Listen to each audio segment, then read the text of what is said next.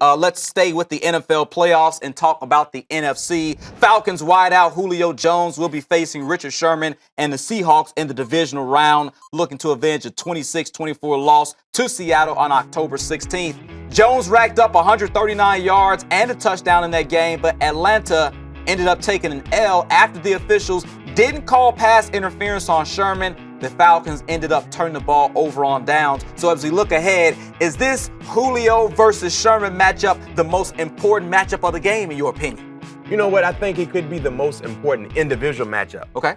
Because we know both players are very, very good at what they do. And for the Atlanta Falcons to have success offensively, especially through the air, number 11 needs to be involved.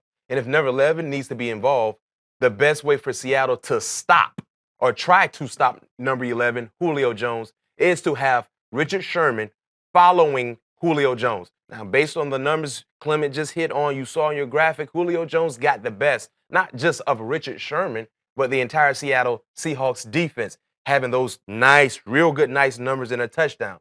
But for Julio to be successful, who else has to be successful on the Atlanta Falcons team? Matt Ryan. No question. And that's the matchup that I'm more excited to watch. Okay. The front four for the Seattle Seahawks against Matt Ryan and crew, as far as the offensive lineman.